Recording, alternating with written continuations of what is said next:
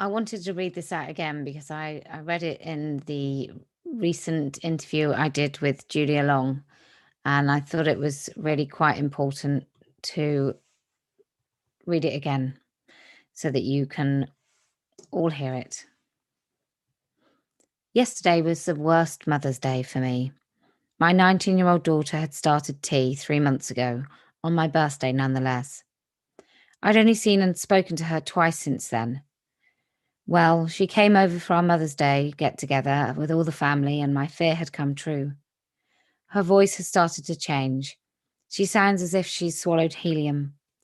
I will never hear the sweet sound of my daughter's voice ever again. It's forever gone. Every year now on my birthday, I will get to remember it as the day my daughter ceased to exist. And Mother's Day will forever be remembered with hearing her new voice. This grief is too much. How do you mourn someone who still physically exists? This pit in my stomach, the roller coaster of emotions, the sobbing that hits like a tidal wave out of nowhere. I really don't know where to go from here. Nobody we know can comprehend what we are feeling or what is going on. They don't realize what this ideology is all about. The world is so ignorant of what is happening to our children. I thought the heartache of struggling to get pregnant for 4 years was bad.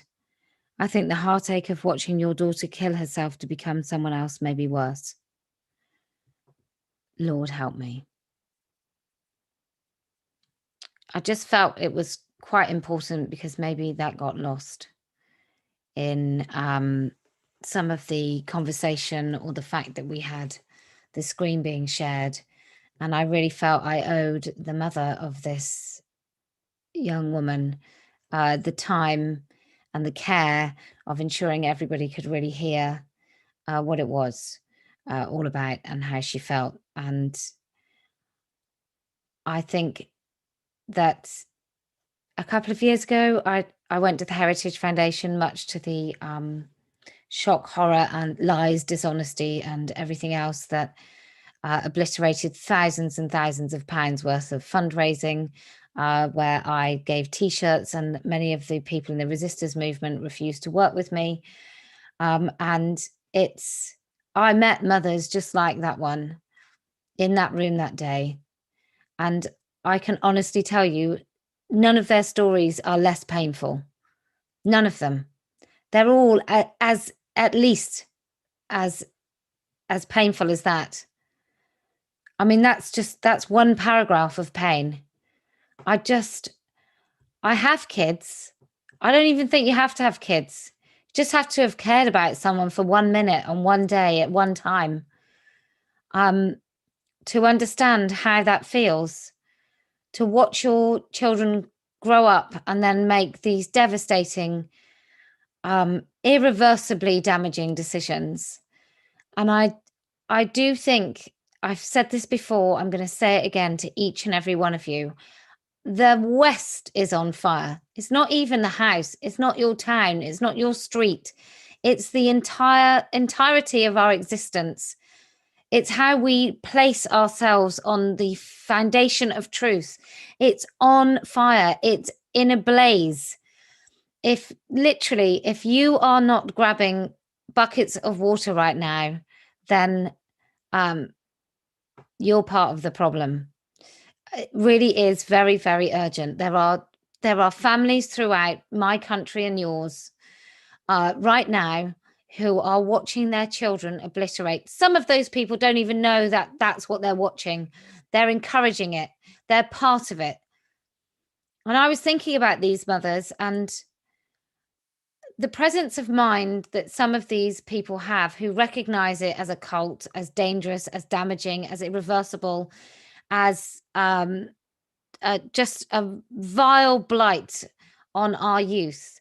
Those people in the United States of America, those people are brave and courageous to even have a thought that isn't the same as the school, the doctors, the therapists, the big pharmaceutical companies, big tech, all of the mass corporate entities in the United States, the government, their local governments.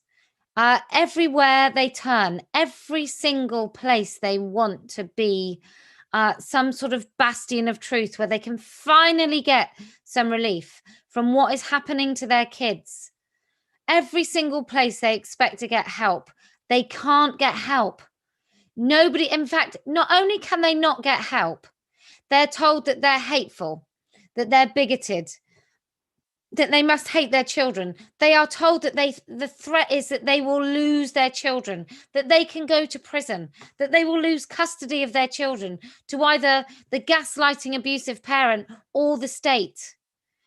If we can't listen to the words of that woman, if we can't listen to her grief, if we can't listen to the fact that she is mourning a daughter that she can still see in front of her, but no longer will be recognizable, if we can't help that woman, if we don't think that this is an emergency, then we are all absolutely doomed.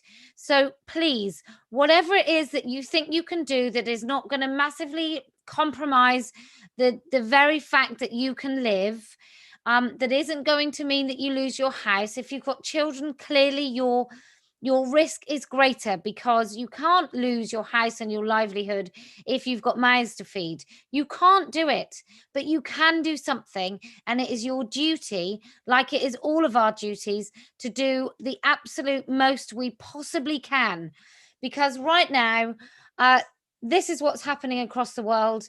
We have to do it. You have to do it. I promise I won't stop until we win. I never lose. As I tell you time and time again, I never lose.